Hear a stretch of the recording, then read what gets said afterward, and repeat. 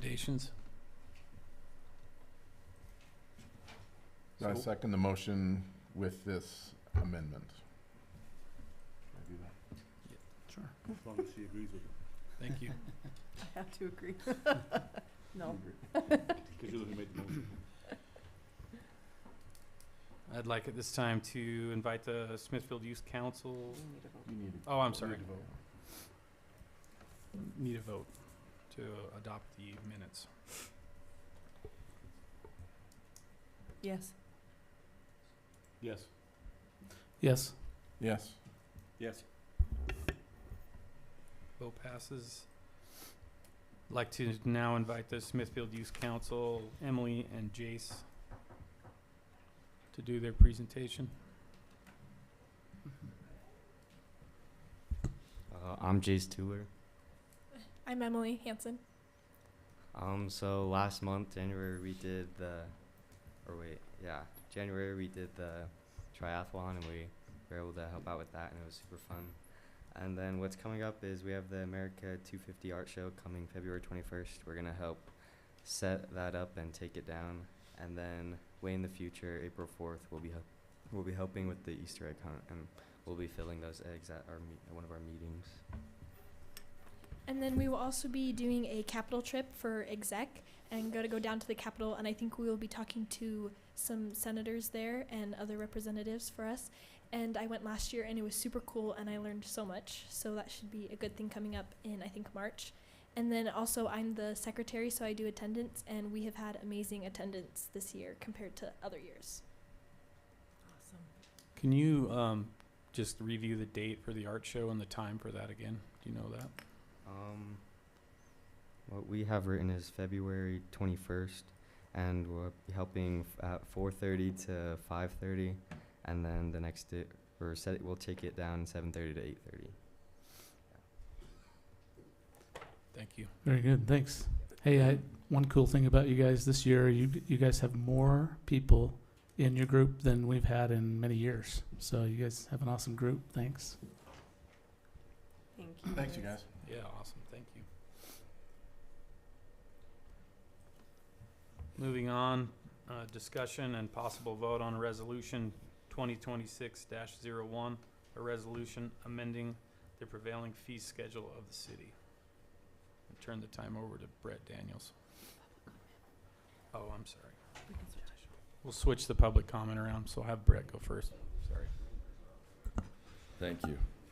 Appreciate you giving me just a moment of time. And why I'm here, I just want to express my appreciation for the help with the senior center that we just remodeled that floor, and I think it's going to be a wonderful change. And so I know that was approved kind of in the prior council, but all the same budget. And thank you for your support there. I think it's going to be well received.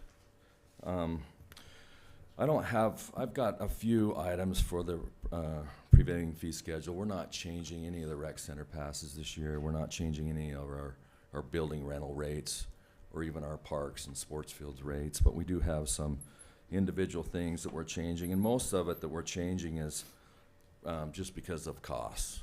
Costs are increasing, and most of them are very small increments. And I'm just gonna kind of go down through the list, and if you have any questions, feel free to stop me.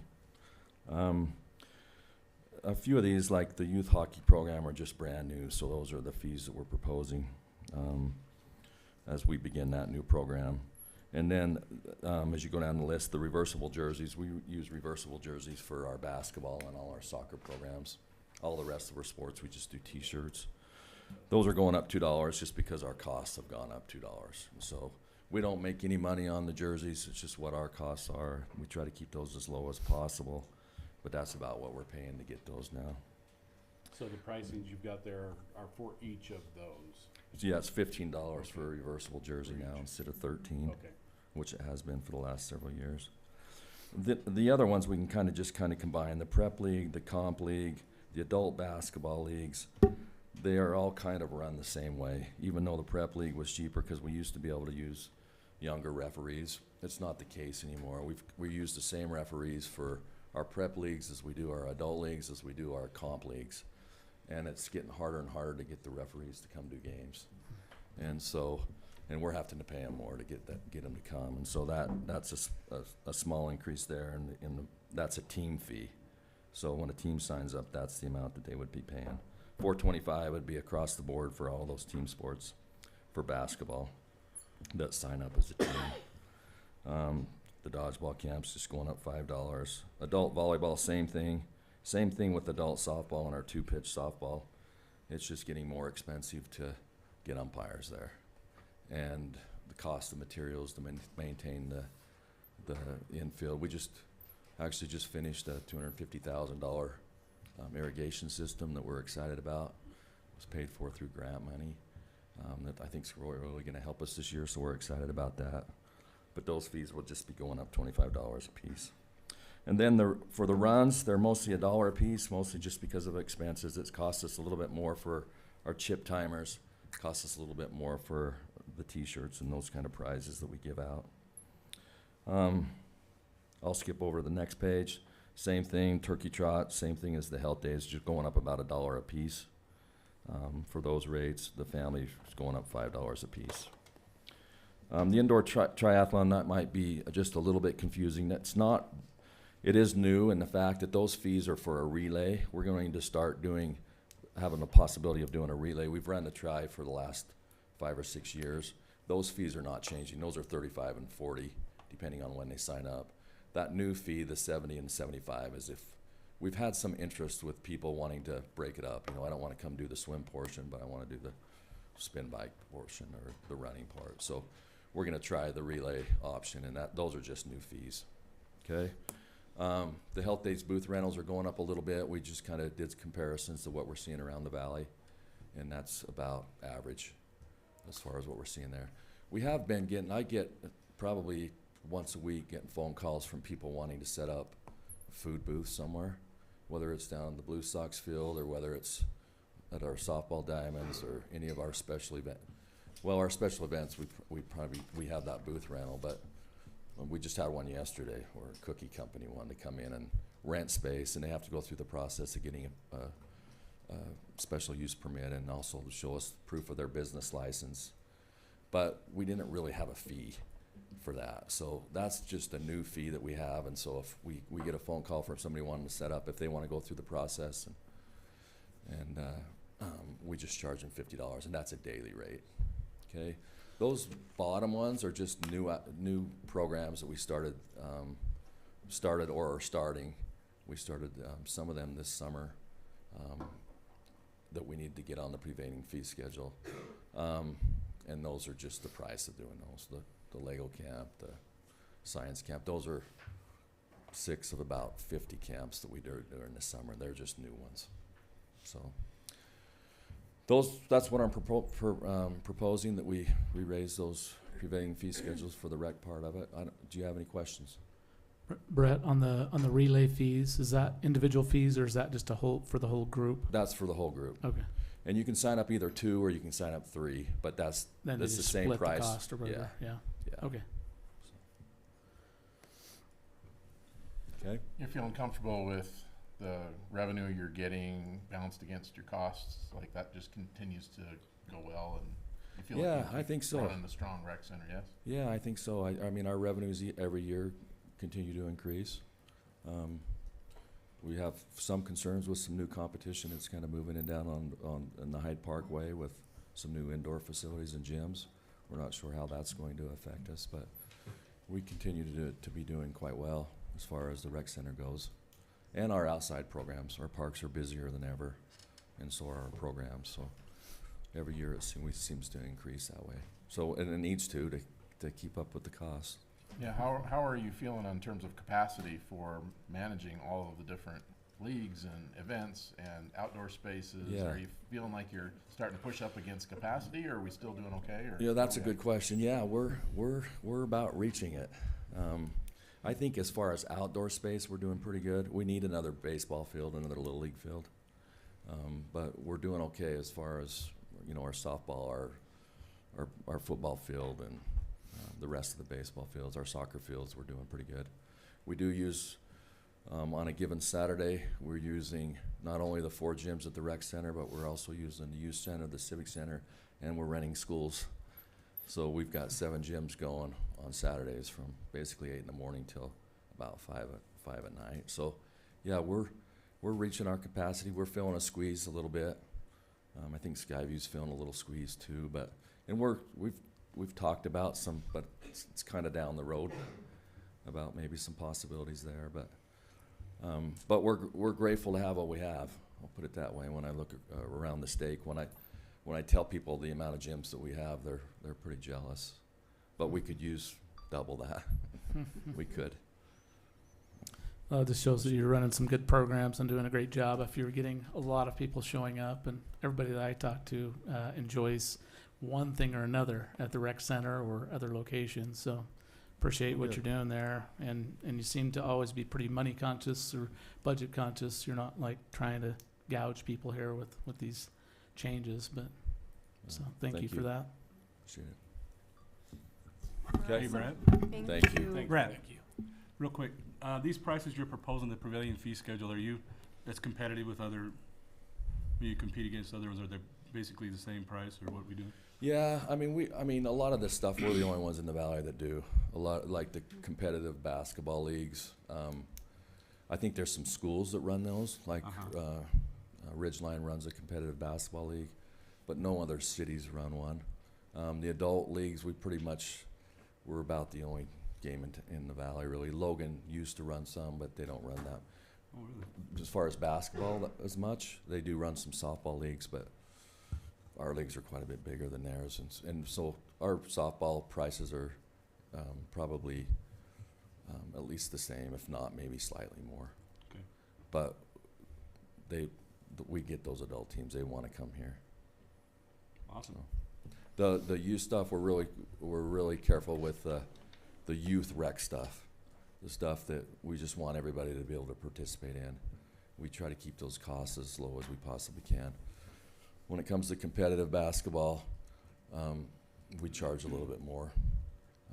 It's not as big a priority to get everybody involved with that, so we want to make sure we cover our costs, and we probably make a little bit more off those competitive and adult sports than we do the recreational leagues. Good. Thank you. Thank you. Great work, Brett. Thanks. Thank you. Thank you.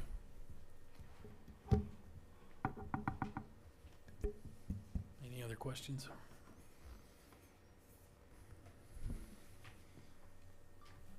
You prepared to vote on this now?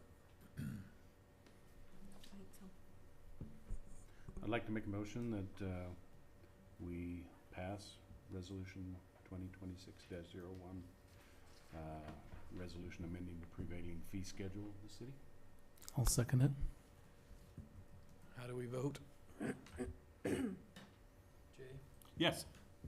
John? Yes. Chris? Yes. Jen? Yes. Todd? Yes. Vote passes. Sorry, I flip-flopped this around. So now I'd like to open public comment on any items not on the agenda. One thing I'd like to do is I'd like everybody to feel welcome, like they can speak their mind if they have anything. We're going to implement a sign-up sheet, which will be in the next meeting.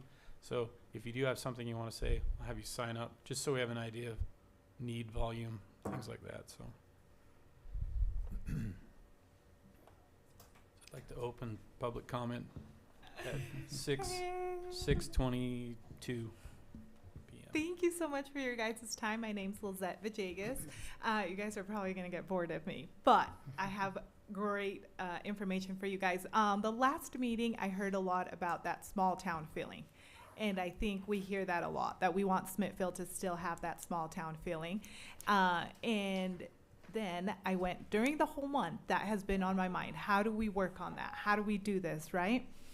And with us being the healthy city, one big thing that I went to a training for Bear River Health Department, they trained us on the SHARP survey. You guys heard of the SHARP survey? Kids from 6th to 12th grade do that one. And our 6th graders are struggling with bullying, drugs and alcohol, sex, right? So I said, what better way that we bring in mental health? And I couldn't imagine myself. One of the questions was, where do you get bullied the most? And it was on the bus and the bathroom. So I couldn't imagine that being here in, Cache Valley in general, or anywhere for that fact, right? But if we could build something to bring that small town for us as adults, to show that to our children, I think that would be a really way for us to show that we are healthy. We are going to fight that fight of bullying. Though our numbers, I went to the board meeting for Cache County School Districts, and our numbers for early teen pregnancy were the lowest in the county. So that one was a good thumbs up for us on that one. But I would be happy to help. And if we start a committee, I saw the difference between some saying, oh, we still have that small town feeling. And some said, no, we don't. For us to get together and think how we can, us as adults, be the leads on showing the love to our children. So our SHARP surveys in next 2 years show that they feel safe. But that's my 2 cents on small town feeling. Thank you. Thank you, Liz. Thanks, Liz.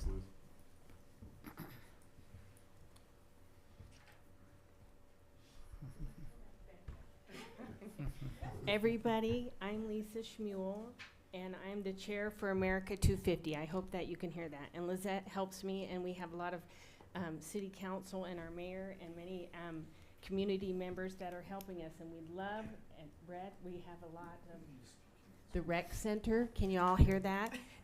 The rec center helps us a lot, and we're very, very happy with all of the help. And the youth that came tonight are helping us.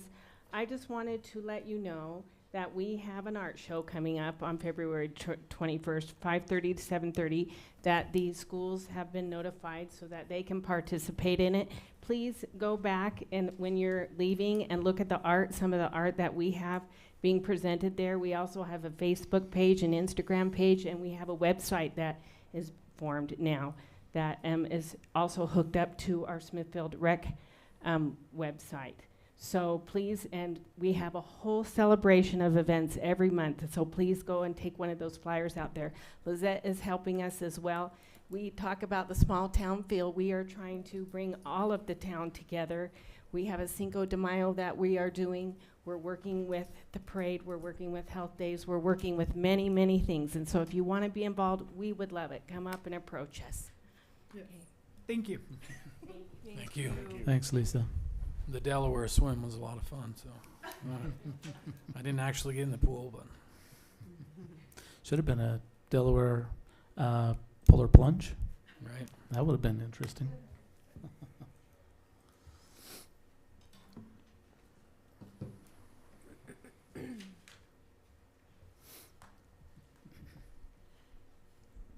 Hello, my name is Kaylee Crane, and I live kind of in the Stonehaven Big Sky neighborhood. I don't know if you guys know exactly where that is, but it's on 6 South, just before the roundabout. There's some townhouses and some houses kind of on the south end. And so I'm sure you guys are aware that this Cache County School District has changed a lot of the boundaries in Smithfield. It's created a lot of fun drama. But we are going to be now going to Sunrise, which is interesting. And part of the problem for us is going to be that we live within the walk zone for Sunrise. And so we have about 50-ish kids in our neighborhood, and that doesn't include some of the other townhouses on the north side of 6 South, as well as the ones by just directly south of Skyview. But we have a lot of kids within that walk zone. And there's not sidewalks. And so it is something that I and several of my neighbors are concerned about. The most direct way for the kids from our neighborhood to get to Sunrise would be to go on 6 South, go through that roundabout, and then up through the Skyview parking lot up to about 455 East. There is no sidewalk. There is a little bit of one on that south side where those new houses are, but it ends, and so you would have kids crossing in the middle of a block. And once again, it's the high school. So even though technically Skyview would be in session, you could still have the rogue teenage driver that's learning how to drive with a mix in of impulsive kids, and it doesn't sound safe to me. The other alternative for the kids to get to Sunrise would be, once again, through the roundabout and then going north. So there is a sidewalk past Skyview, you get to the seminary building. But then from where it doglegs to turn into 3rd East, there's no sidewalk. And then you get to 3rd South, once again, another busy road like 6th South. There is a sidewalk on 3rd South, but it's on the north side. So those kids would have to cross from the south side of 3rd South to there to take the sidewalk. And so it just doesn't sound safe, to have a bunch of just even 1st and 2nd graders on their bikes. My daughter is one of them, bless her soul, is impulsive. She's going to ride her bike and love it, but is she good at looking for cars? Not always. And so I'm just proposing and asking that the city council please consider adding sidewalks so our kids can get to school safely. I've heard from other people that, sometimes you can get a grant or something through Safe Routes to Schools to help pay for it. I understand sidewalks are not cheap, but I heard that Hyde Park had done so from some of the teachers in the district. But I know I read through your city master plan. I think it was page 30. That was something that the city was wanting to consider as well. But I really thank you for your time. I know we all want to keep Smithfield wonderful and great, and we would love for it to be safe for all of our kids. And boundary changes are just part of the Cache County School District's thing right now, and so we just have to roll with it. And so if you could add that to your considerations, I would appreciate it. Thank you. Do you know if Thanks, there's Kaylee. there's a crosswalk on 3rd? So 3rd South, There is it is a 4-way stop. It's not a school crosswalk. I think it's just a regular one. So if you take the dog leg, intersection. It's not, I Okay. haven't looked, I didn't watch the lines on the road, but And it's just, I know it's a 4-way, There's actually very few crosswalks on 3rd. so. There's one on the 3-way. What's that address? 700. 7, and then I don't know, is there another? What's up? I can't hear him, sorry. I don't think there's any others. I'm not aware if there is. That's definitely a problem. I Yeah. recommend we work with the school district and see what we can do. We need more crossing guards there. We need to figure something out, because Yeah, because like I said, there's no probably- kids get to ride the school buses to Sunrise. We all get to drive and walk, and I know, it's lots of fun. And, we're a Sunrise family. We get it. So yeah, and I don't know, if some of the other neighborhoods will change. Because we are on the boundary, so anything further south would technically get a bus. Currently, Cache School District's not really saying one way or another for us. But, yeah. Yep. So it's just a lot of kids, and we'd just like to keep them safe. agreed. Anything Agreed. else? Very, very good point. Thank you. Thank you. Thank you. Thanks, Kaylee.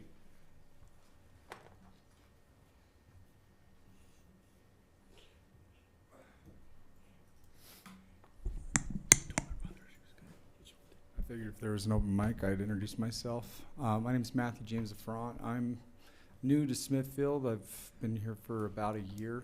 I moved to Smithfield. I was in the middle of a divorce and needed a place where I could just get back to my roots, and been working on a farm just on the same street as McDonald's there at 200 North, I believe. I wanted to offer myself as a resource to the people of Smithfield. I have a career in technology, software. I'm an architect, designer, and have been working for the last year with Palantir Technologies, actually, designing everything from large commercial projects and direct consumer, that being online sales like Shopify, things like that. But with the current climate in the United States as well as this state, there's a lot of apprehension about AI, software, I'd say also with just entrepreneurialism in general, and wanted to offer myself as a resource here. I probably have 2 to 3 months left in town, but would love to contribute in any way possible. Not really on a money-making basis on my side, but more just on small business and helping people in that capacity. So whether that be with local events at a coffee shop or things like that, but if the city was interested in doing type of AI grassroots knowledge sharing events or experiences, that's something I'd like to offer cost-free, and maybe looking at other local businesses that would potentially like to sponsor those type of agendas. So that's all for me. Thanks, Matthew. Thank you. Did you sign in at the back, and maybe you could even just Yes. write a little note on Little that, just blurb, saying, yes. yeah, Contact information. yeah, contact Not a information. problem. No problem. Thank you. Thank you. Thank you.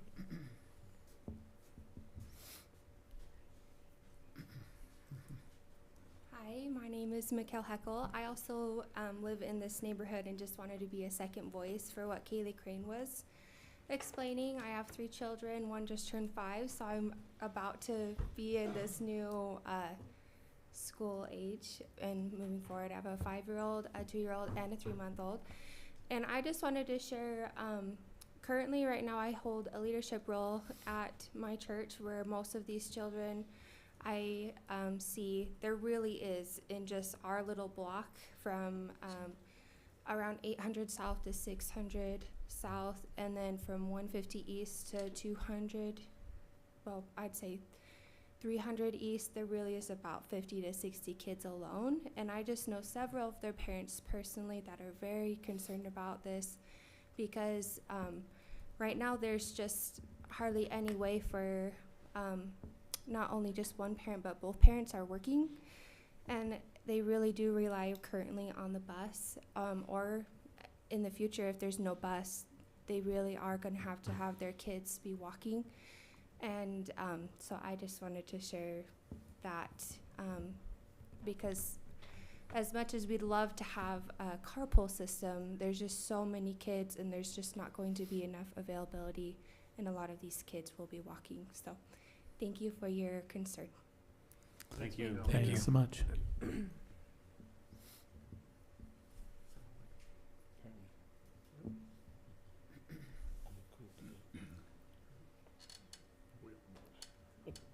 Any other comments?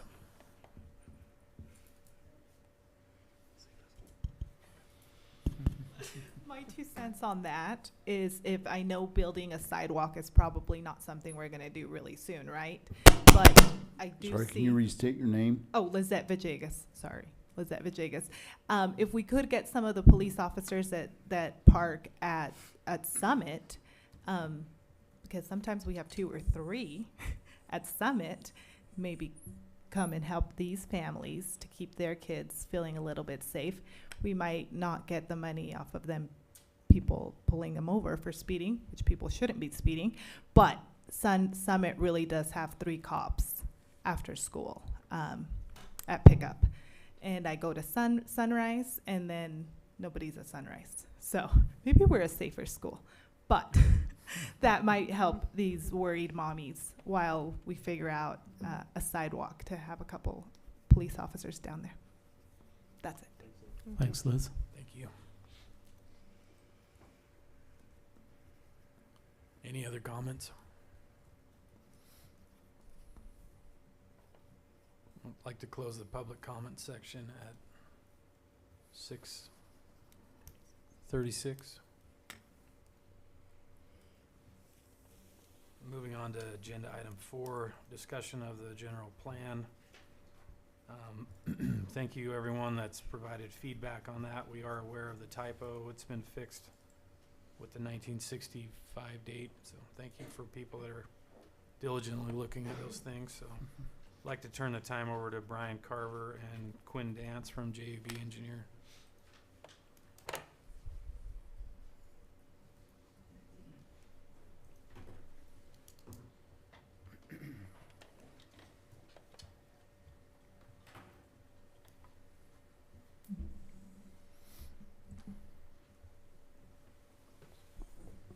Good evening, I'm Brian Carver, the lead planner for JUB Engineers, and also the planner that's been assisting the city for the last year or so in updating this general plan document. And with me, we've got Quinn Dance. Yeah, Quinn Dance, JUB as well. Have the opportunity to support a little bit on this, but also support in some of the water system work that we do for Smithfield City. So it's a great opportunity.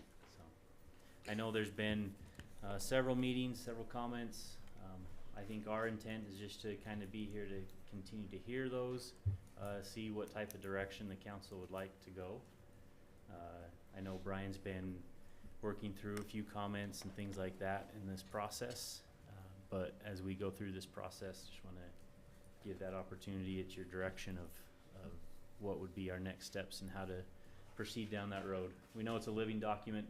There's always going to be things that we may need to tweak even in a few years from now, and that's okay.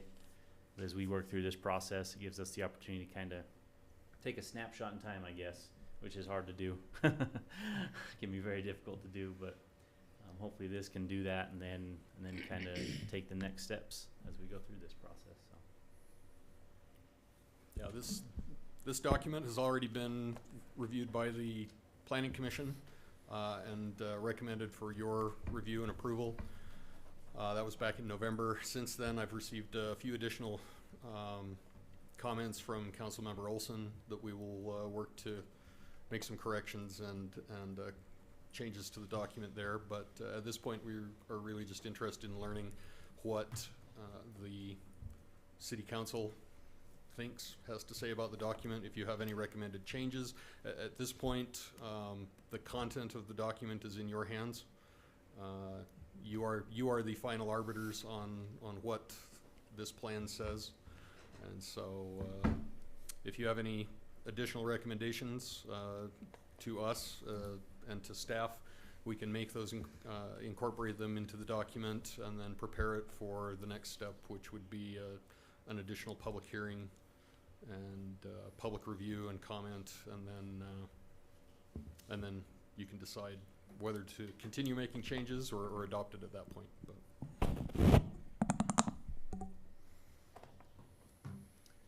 I've got a question regarding the population projections. I know that you're pulling that from, as it says, the University of Utah, their policy institutes.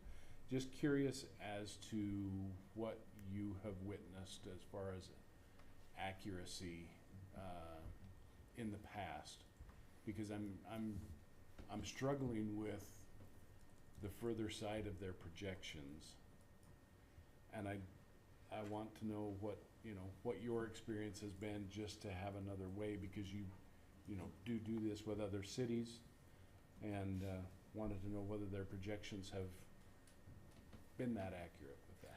So my experience with the Kempsey Gardner Institute and their Utah population estimate and population projections that they provide, the most recent projections came out last summer. Their county level estimates are historically very accurate. The challenge is once we get below county level, the smaller the scale you work with, the more volatile the numbers can become.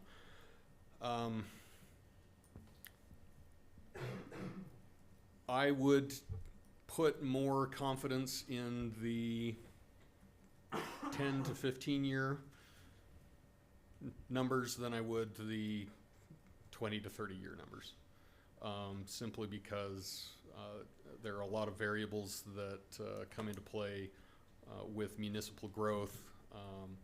Job creation weighs very heavily in the formula that the Gardner Institute uses in generating these numbers, and so they're relying very heavily on what they estimate the economic prospects of Cache County are. And they're not looking so much at Smithfield individually, but they're looking at the county as a whole, and Smithfield as a portion of that. And that's why they put out new numbers every 5 years, because that target moves, and we readjust our community forecast as new data becomes available. But So I would say within the next 10 to 15 years, I think the numbers are fairly, they're useful. We could have another recession. We could have a new factory open up in the valley that all of a sudden creates 10,000 new jobs, and that population gets redistributed throughout all the valley. There are single events that are hard to predict that can make a big impact on a community the size of Smithfield, and so it's a useful number to help us kind of get an idea based on past trends. We want to be continually revisiting and revising as new information comes in. Thank you. Yeah. I would maybe add to that, and that's a big reason with a lot of utility master plans that we do. That is one of the main reasons that we encourage cities and municipalities to continue to update those plans every 5 to 10 years, because it is very difficult to make those projections, to Brian's point. And it's the same principles in a general plan as well.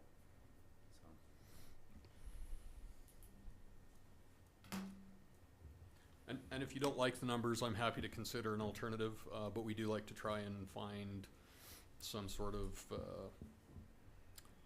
rationale behind any sort of projections or modeling that we do. So, and the Gardner Institute has a very sound model. It's not always right, but it's useful.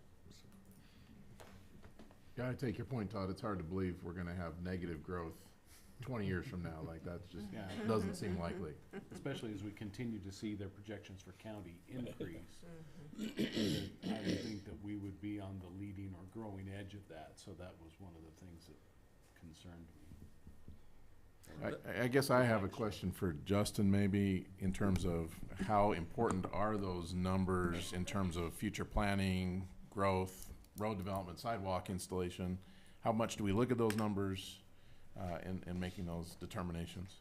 We don't really look at population as much as we look at just how the things are developing. The sidewalk discussion tonight, that'll be a focus of the new budget, is the sidewalks where we're missing, the change in the school route, new subdivisions that are approving. When you look at growth, you've also got to remember, though, when we start looking at the annexation boundary and where we go, let's look north. North of 800 North, on the east side of the highway, is almost impossible in a lot of ways. There's a gravel pit that's stopping it. There's only like one parcel left. When you go east, if you stay with where we've been, keeping below the high voltage power lines, you're almost done going east. Until you annex in the northeast corner, you're almost done there. The gap between Hyde Park and Smithfield is getting really small.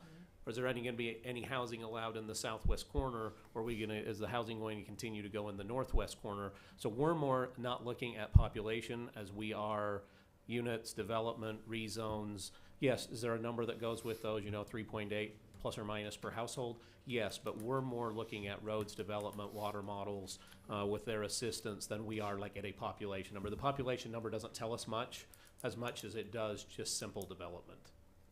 Thank you. Justin, I have a question just to kind of follow up with that. So the general plan's a living document, correct? 100%. Okay, which means that if we move forward and we move to adopt it and we go forward, and if we get down the road, like 6 months down the road, and we find that there's a change that we want to do in the document, it's just a simple matter of fact, bring it back before the city council and we change it that way, amend it that way. Is that how it would happen? Yeah, it can be amended at any time. And I would expect it would be. The expectation would be that it gets adopted and then it's immediately kind of already in review. Because when you look at your your zoning map, right, that's subject to change every month, when a request is coming in. So immediately things change based on approvals or denials of zoning maps. The water conservation plan was just adopted in December because the state made sure that we got that done. Is that subject to change? Absolutely.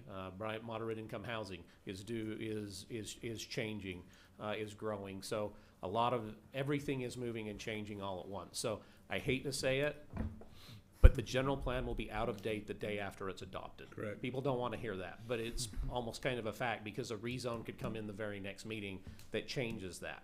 So is it a document? Yes. Is it a guide? Yes. Do we want to look at it? Yes. Is it gonna change? Absolutely. I mean, look at what happened with that ecclesiastical facility on 8th West. Everything changed overnight.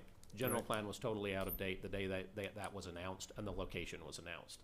So are we changing and moving as we go? 100%. Can you change it, like the future land use map? I fully expect there's gonna be changes to the future land use map based on recent comments over the last 1 to 2, 3 months. As input is received by the council and mayor, and you're like, no, we don't like how this lays out, we wanna change that, absolutely it can be changed. So I guess sorry, John. So the follow-up on that, so the question is if the council feels good enough with what's happened so far, with the idea that if things that could be changed in the future, go ahead and proceed with it, then change it in the future. You know, I know, you know, for example, I know some cities south of us that, like you said, as soon as they move in the meeting, another subdivision comes in, growth comes in, it automatically changes their general plan. And I kind of get what you're saying there is that as growth happens, it might be 10 years you're changing your general plan, but if you have a lot of growth, you'll be changing it sooner.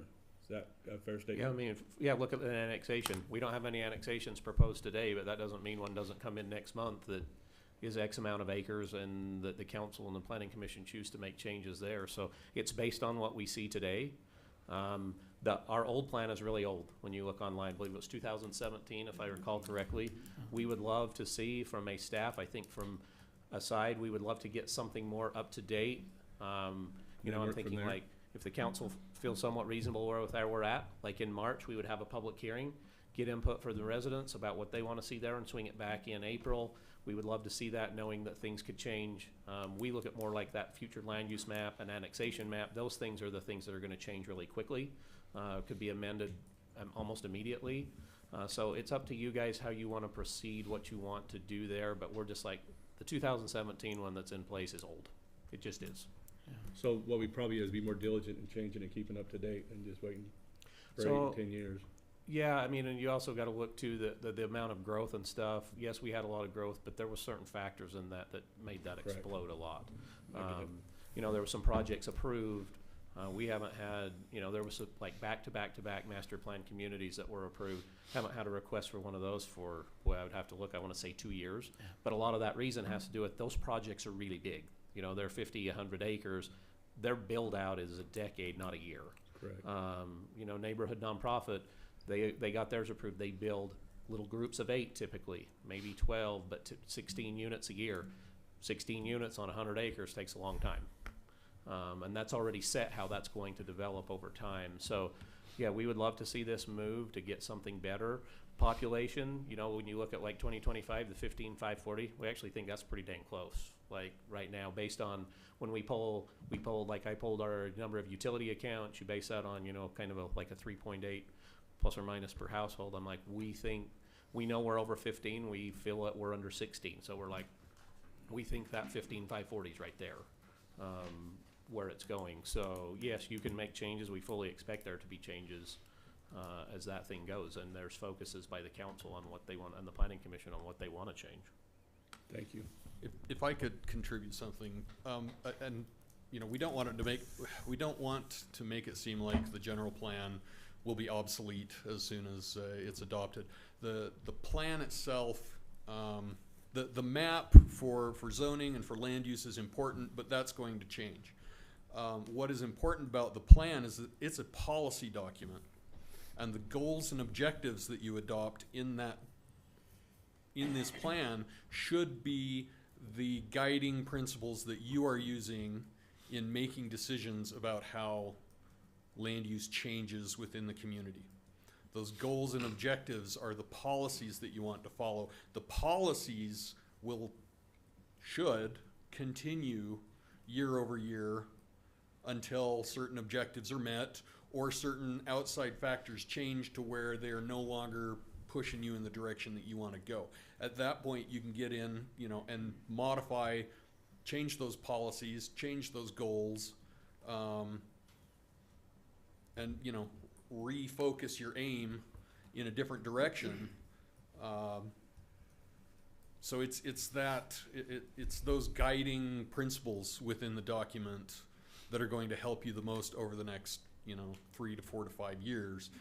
Of course, it's always a good idea to regularly reevaluate this on an annual or biannual basis or something, and then look at doing another large-scale public engagement process to find out, is this plan still going the direction that we want it to go? Have our demographic numbers and forecasts changed? Have our city economics, have the schools changed? There are a lot of different factors that will change over time, but you want to be continually evaluating those. I like to quote President Dwight Eisenhower. He said that plans are worthless, but planning is priceless. I may not have the quote exactly correct, but the point is, once the document is on a shelf, yeah, it's not as valuable, but that continual process of communication and reevaluation of your situation,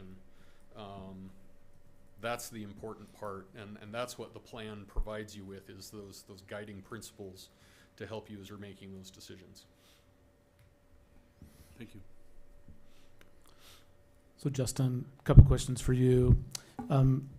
Has Brian had an opportunity to look at the latest that I? Your list?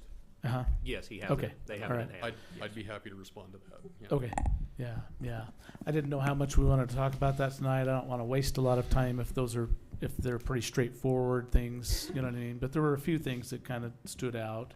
There's definitely some document formatting issues that I've been working with my graphics folks to get them, like making sure that the table of contents is ordered correctly and linked correctly, and numbering the appendices appropriately. One of the challenges there is that each of those appendices is a separate document on its own, and Makes it's got it its more own difficult. set of page numbers, and so Yeah. But absolutely, the way it shows up, in the document itself, the appendix B should not have, a page number right after the Appendix A title page. So yeah, we understand the challenges there. You had a comment about the transportation map and having future roads listed there. Yeah, that was just something that I had noticed that was kind of missing, and I don't know, for me that seems kind of important. That is a good thing to consider. We were kind of hoping that by now we would have information from our transportation master plan process that's been going on, and I spoke to Quinn about that earlier, and that should be wrapping up really within the next couple of weeks, and so we can provide that information from that plan incorporated into that transportation or that traffic and circulation map, and then see if there are anything that needs to be modified. And that maybe is why some of that hasn't been done. That's helpful to know. I had just noticed that, the general plan doesn't include a future transportation plan, and so I'm thinking that's kind of a critical thing. So I don't know if it's worth just including the one from 2017 and for now until you get that information, so that we can move forward with stuff. But I think that's something we definitely don't want to leave out. And I guess what I'm saying is I'd hate to vote on something and say we're done, but then it's missing, future transportation.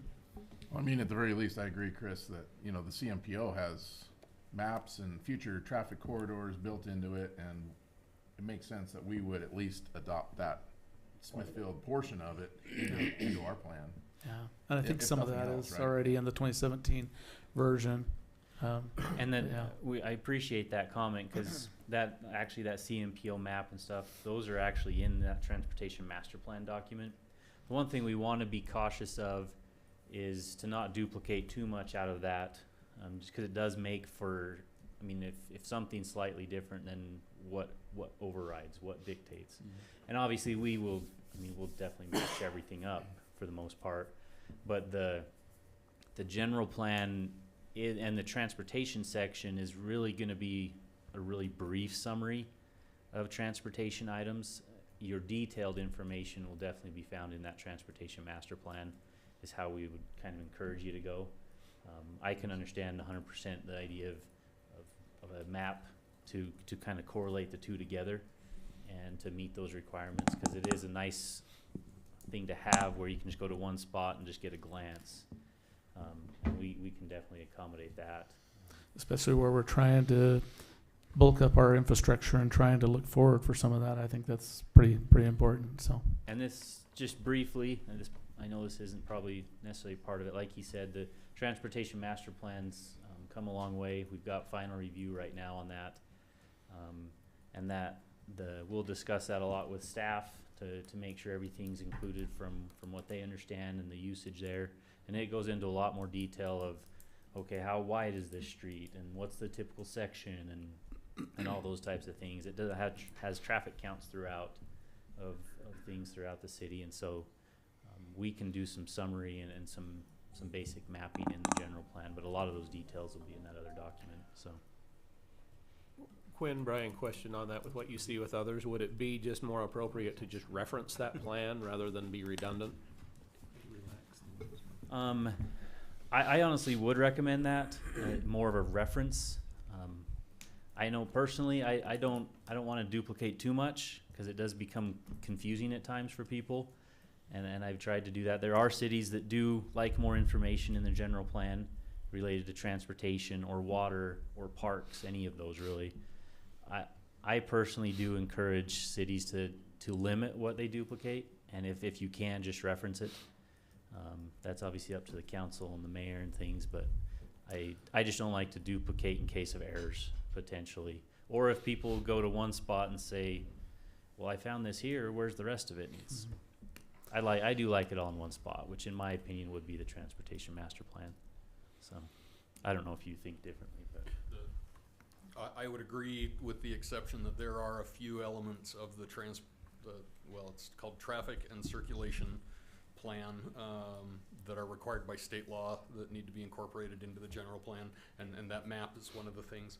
But yeah, a lot of it can be referenced very heavily to the transportation master plan. And so then when you're talking about the transportation master plan, that's still going to be a kind of a part of this document. It'll just be at the end, right? So I think that's fine as long as it's kind of in the same document, so that when people are viewing that, they don't have to go to, the CMPO webpage to go look at something. You know what I mean?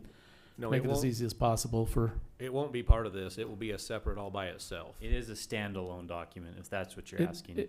And I thought it was, but I thought maybe it was only the 2017 version that had the master plan as an appendix.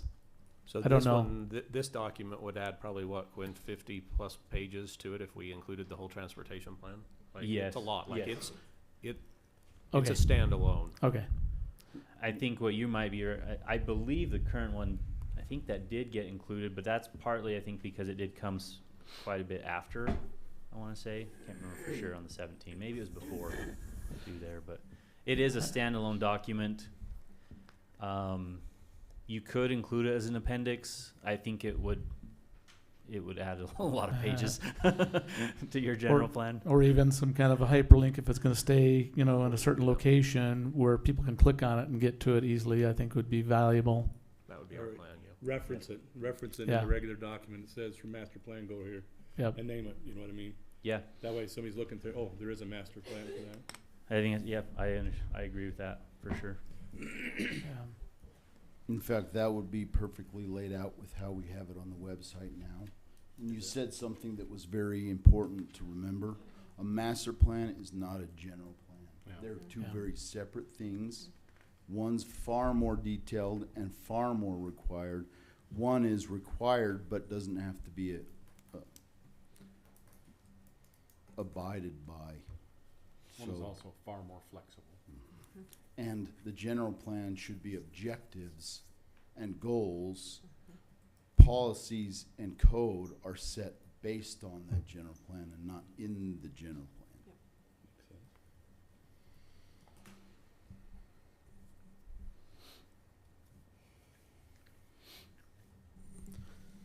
Any other comments or questions? Just a couple other quick items, and then I'll be done. I'm all for trying to push this forward as quick as we can and trying to get this, but I am also in favor of like what Jay was saying, that as soon as we get it passed, I think it'd be great to have a group of people that are looking at a specific part of this and that we're ongoing trying to improve this on an ongoing basis. This is not really, and I don't think this would have to be done before we approved it, but just something to think about. And that is at the very end of this version, there is a planning surveys and public engagement section, which is it just has a section heading, but there's nothing in it. But I do know that we have had done a survey in 2024 that's already been done, and then we did one in 2025, and that would be really easy to just include those so that you actually had something in that appendix. I don't know, that might be valuable. Just a thought. Yeah, I appreciate you catching that. That's kind of a big I mean, section. people go to Appendix 11, if they're looking for what they're going to see, they're not going to see anything right now. So, and then one other just small thing, we kind of talked about the goals and objectives being important. And in the Parks and Recreation, we kind of moved that around a little bit. It was in a subheading, and then it kind of became its own major heading. And as a part of that, there was a land use goal. It was land use goal number 6 from the older version that had to do with Parks and Recreation. Originally, when I made a suggestion that we move that, it looks like it didn't get moved, but it just got deleted. And so, I don't know, to me, we actually had a survey on that, and that was kind of important to the citizens. And so I think actually having, that moved to the Parks and Recreation area would be helpful.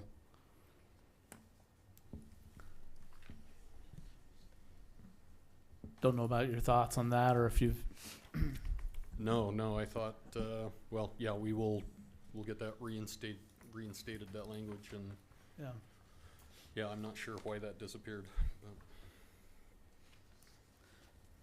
Most of the rest of the stuff is just little teeny things, and not a big deal. And you guys have just done an awesome job. It's not easy trying to have a 150-page document that's doesn't have any issues. So I'm very appreciative of all you guys have done to make that happen. Thank you.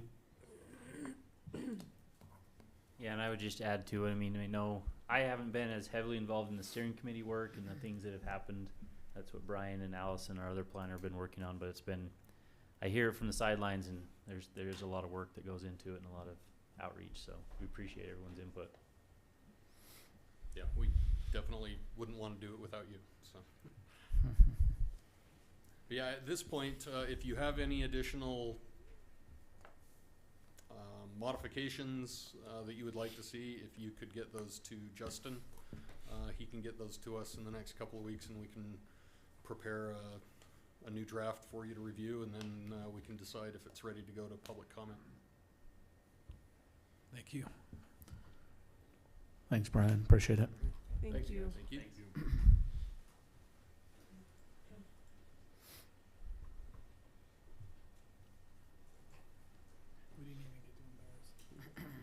Nope.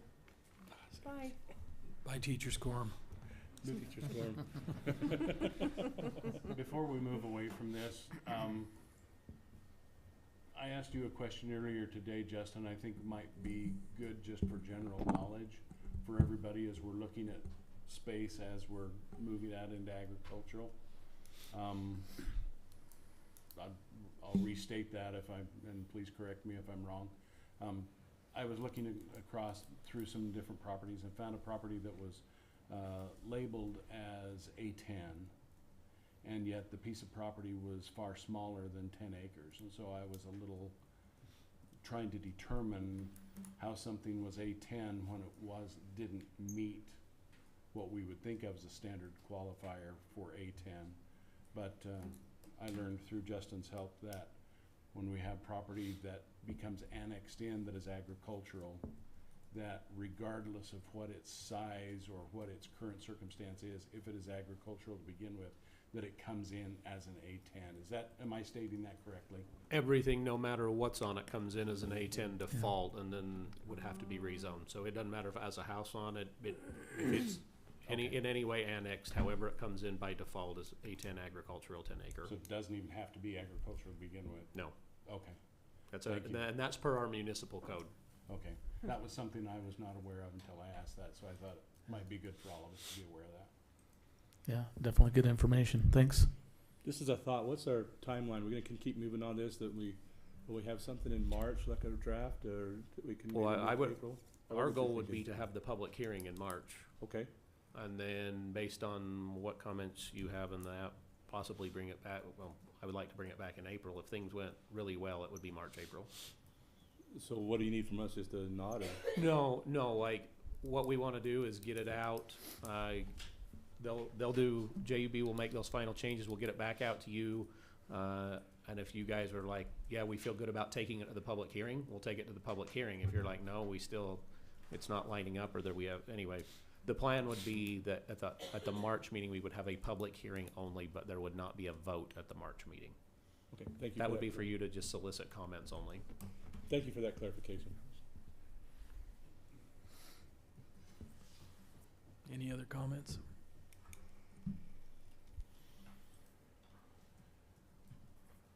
Moving on to agenda item number 5, discussion and possible vote on ordinance 2026-01, an ordinance establishing a time and place for holding regular meetings during calendar year 2026.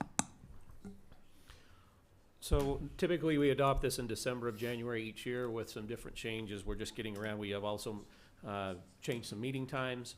As proposed, the city council meetings will be at 6 p.m. The planning commission meetings will be at 6 p.m. The dates that are listed on here, council, are the ones that will be held for regular council meetings. Council can add additional meetings at their discretion. For example, in 2 weeks, we're going to add a February 25th meeting, whether we call it a workshop, a meeting. All of those other additional meetings, if the council chooses to add them, they'll just be advertised as regular. This is just setting the regular council meetings. You'll notice in March, we do list 2 meetings. One of those is because one of them is our annual budget meeting where we kick that off. There are potentially 2 meetings in August, depending on what happens with property tax, whether there has to be a hearing there held or not. We have to already schedule that in January of each year. When that would be, because the cities in the valley and the county cannot have those meetings on the same day. They all have to be separate, so that's why that's listed as the 12th and the 26th.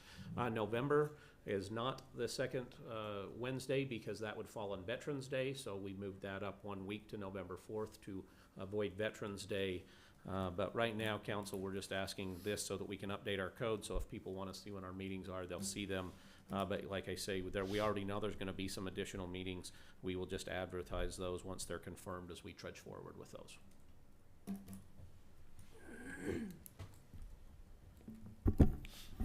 I move that we adopt ordinance 2026-01, an ordinance establish time and place for regular meetings in the calendar year 2026. I'll second it. Beat to Jen. You see me leaning in? I don't have a mic. How do we vote? Jay? Yes. John? Yes. Chris? Yes. Jen? Yes. Todd? Yes. That passes. Agenda number 6, public hearing for the purpose of discussing ordinance 2026-02, an ordinance amending the Smithfield City Municipal Code, Title II, Administration and Personnel, Chapter 2.56, Access to Public Records, Sections 2.56.030, Request for Access, 2.56.040, Appeals, and 2.56.060, Forms. So, Mayor, this is a housekeeping ordinance, council. This is a housekeeping ordinance updating what we're already doing and actually offering another possibility on grandma requests. Some of our old code still references back in the smithfieldcity.org days. We are now a smithfieldutah.gov per state code, where we had to update to the .gov. Hats off to Dana for helping draft this, put it together, where she is our records officer. And also, currently, the way the code reads, you have to submit a specific form. We do not have the ability to do an online form and submittal based on past code. So this would do a couple of things. It would update it to our current smithfieldutah.gov. It would list specifically for the police department how that a request is submitted there. It would also mentions that you can submit a fillable form that Dana's been working on that would be on the website, so that you don't have to do that anymore. So housekeeping does not restrict anyone, actually adds more options and updates our current contact information. Thanks to Dana and others involved in doing that, so we can stay current with where we're at. I don't have any other comments, Mayor. There's no change on any of the fee schedule for those requests, correct? None. Okay.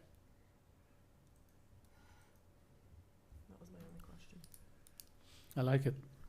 I think it's great that we're offering online form, another way for people to be able to access that. So I think that's great.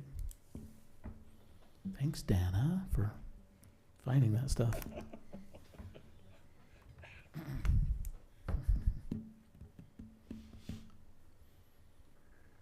Discussion and possible vote on ordinance 2026-02. Public hearing. I'm sorry.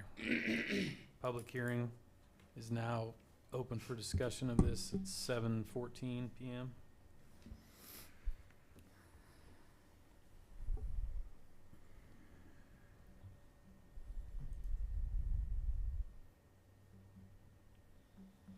Mr. Forrester's got something to say. I can see it.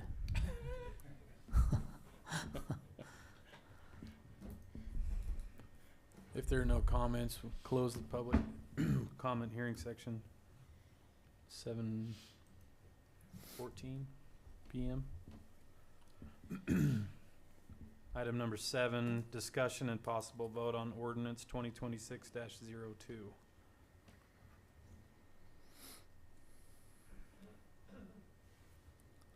Seems pretty straightforward to me. I think it's great. I went online and looked at the form, or looked at the way it's laid out there. Looks great. Yep. I think it'll be good. I think No it'll be a good concerns change. here. Yep. Moving into the 21st century.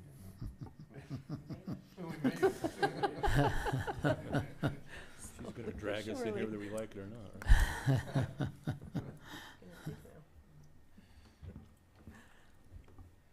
You ready to vote? Oh, Motion, sorry. I move that we pass ordinance 2026-02 as stated I on will agenda second. item 6.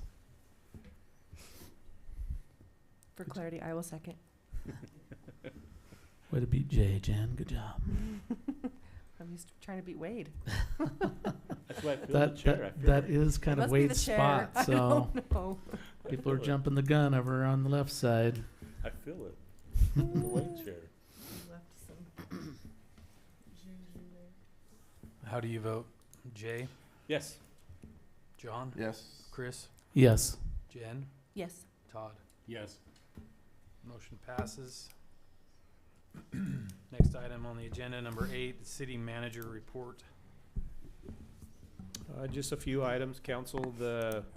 Clay's working with JUB and Spindlers. The new 3 million gallon water take project slated to start the first week of March with completion in September. We did talk to JUB today about phase 1 of our big stormwater project, as well as phase 1 of our new spring water line project. They're going to be ready to put those out in March. We are going to stagger putting those out. The reason we're going to do that is there's quite a process in that bidding process, meeting with contractors, holding meetings. We don't want to get them confused. We want to put out one project, work it through. A couple weeks later, put out the other project, work it through. But the intent is both of those projects will go out to bid. In March.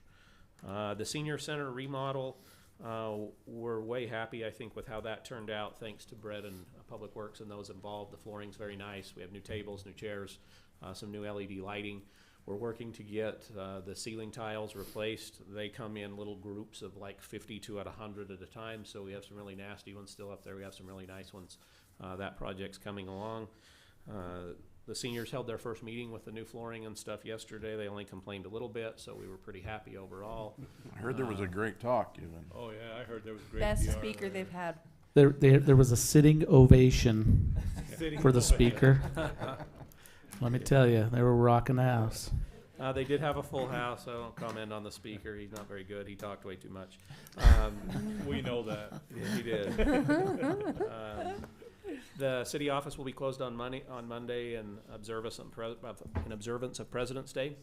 On February 25th, we will have a meeting with and some training discussion with legal counsel. Planning Commission will be invited to that meeting as well. It will start at 6. Seth Tate from Olson & Hogan, our legal counsel, will be here that night. The new budget, we're working with the department heads on the new budget. you will see that, the first preliminary on the March 25th meeting, and then we'll talk about it again in April, May, and with an adoption in June. When it comes to sidewalks, we do have a sidewalk plan. We've actually talked about those particular areas that were mentioned tonight. I'll get you some information on that, council. I don't want to misspeak, but there's some potential tree issues and other things that have held that project up in the past.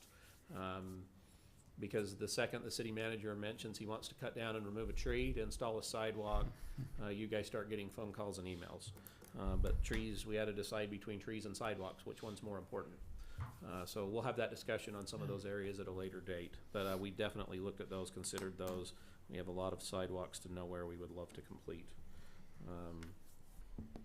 And Mayor and Council, unless you have anything else, I don't have anything else this evening. Thank you. Thank you, Justin.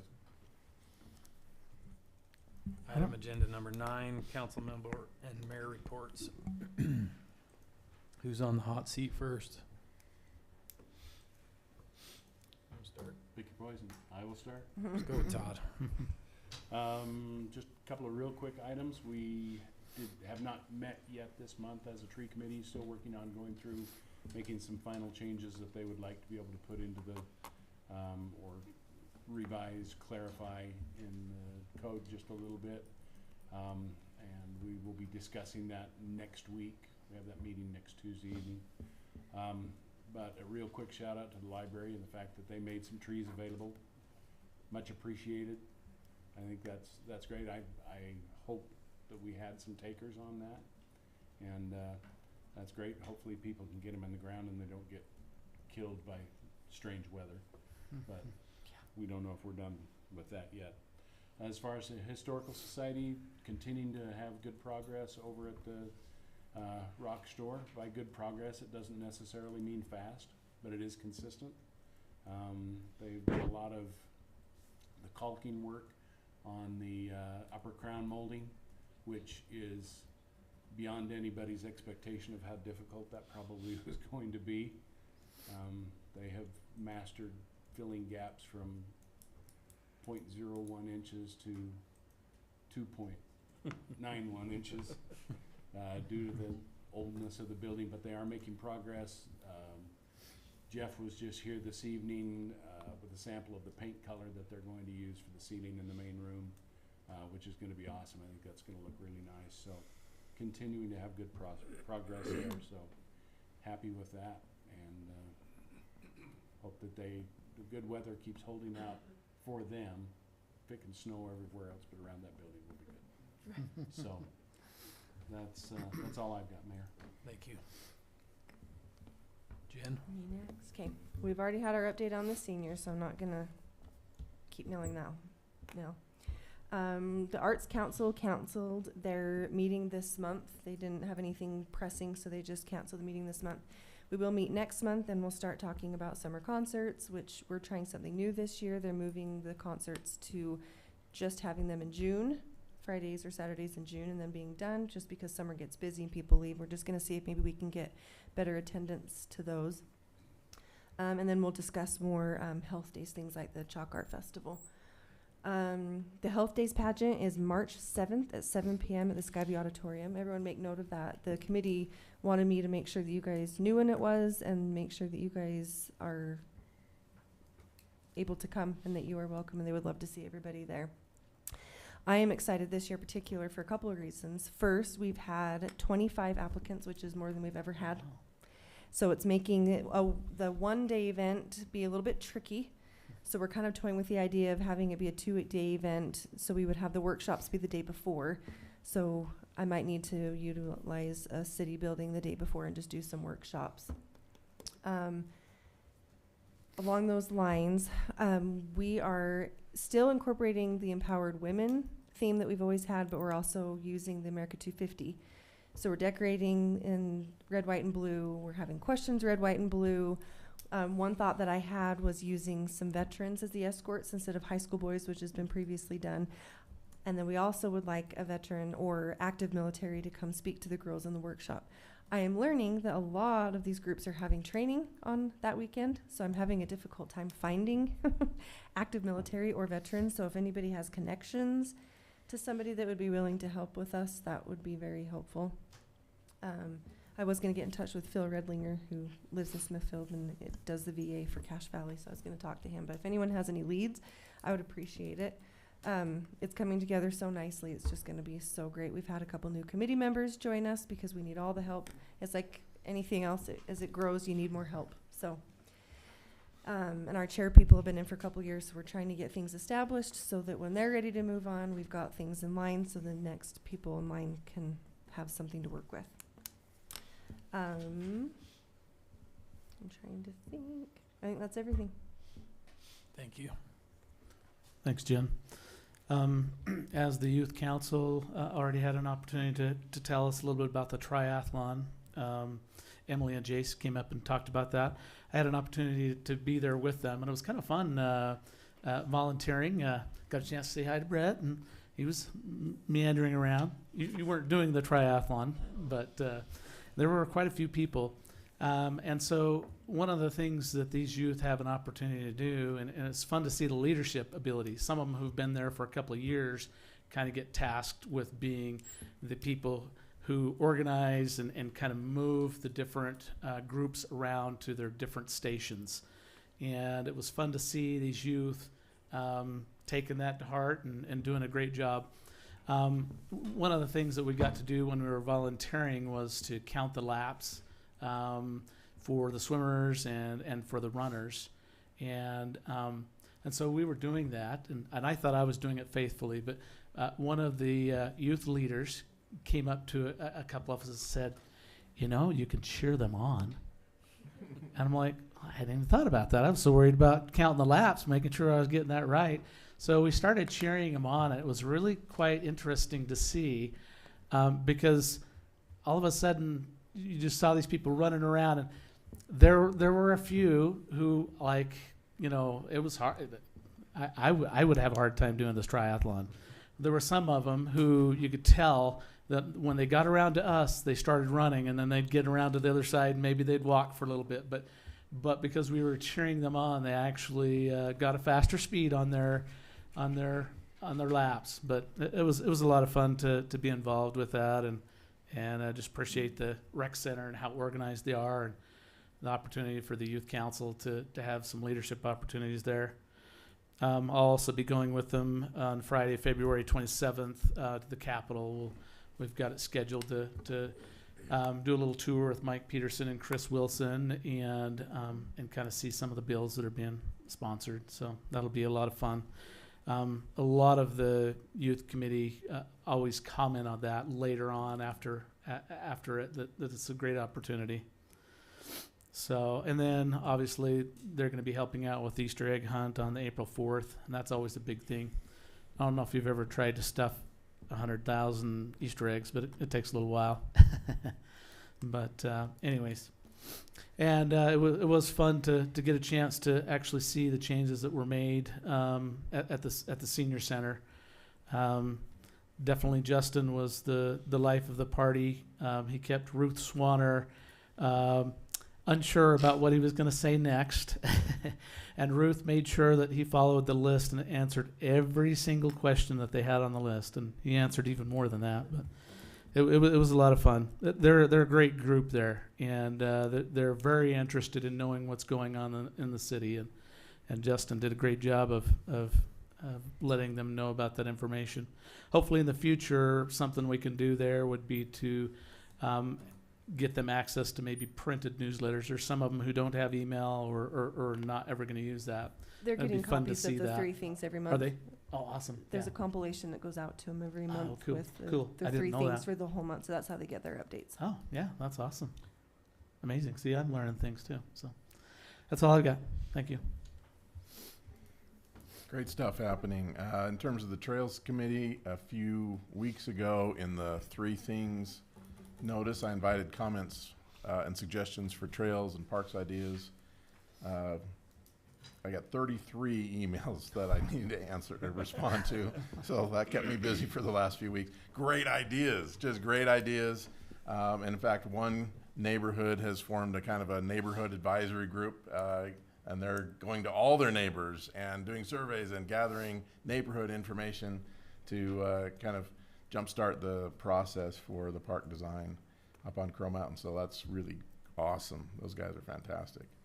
The Chamber of Commerce met last week. There were over 30 businesses represented there. Great conversations and connections happening there.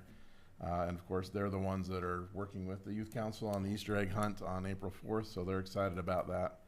And then they're also kind of gearing up for Health Days. There's a tri-school golf tournament and a pancake breakfast they'll be working with. So the Chambers continues to be very active and busy. In fact, we need better location to meet. We don't, it's getting so big, those Chamber of Commerce meetings, that we are having a hard time fitting anywhere for those meetings. So that's another need. It was a full house. It was absolutely full. Packed and then some, right? Yeah. And the mayor has recently asked me to represent the council with the library board, so I'm excited to work with Sean and Karen and the gang over there. Had a good conversation with Sean the other day. Good things happening. Of course, their partnership with the Arts Council has been fantastic. That Storybook Festival was kind of a highlight now and has become a real stake in the ground for Smithfield. And in fact, Sean was invited to speak at a state Utah Library Association conference on a panel. So we're getting some state recognition for what we're doing here, and I think that's fantastic. That's the level that we're working at in the library, so that's fantastic. That carpeting project for about half the library is done, and so that's fantastic.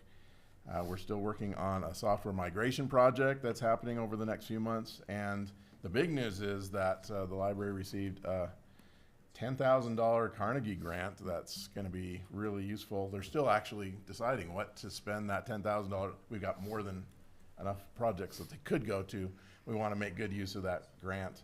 So that was really fantastic to get notified that the library was awarded that grant. So the library board meets next week. Things are moving along really nicely. Thanks. Awesome. Oh, I get a mic.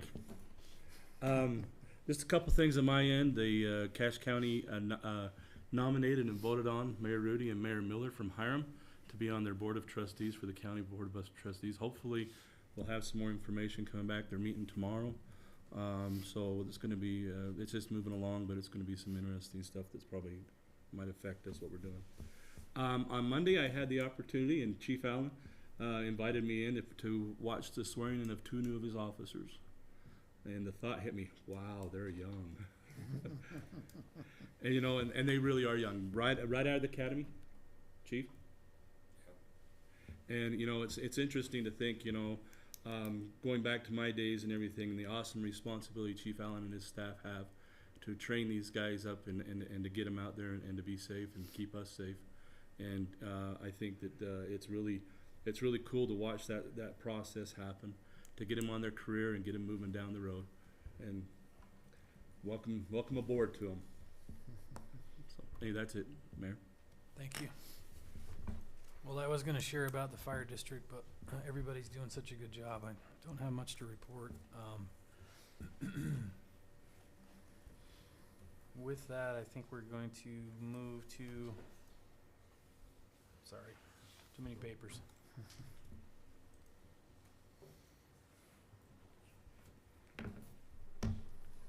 Agenda item number 10. So we're going to close this portion of the meeting and discuss the purchase, exchange, or lease of a real estate property, Utah Code annotated 52-4-205-1D. Want a motion to close this I'm portion? yes. Sorry, 1 second. Oh,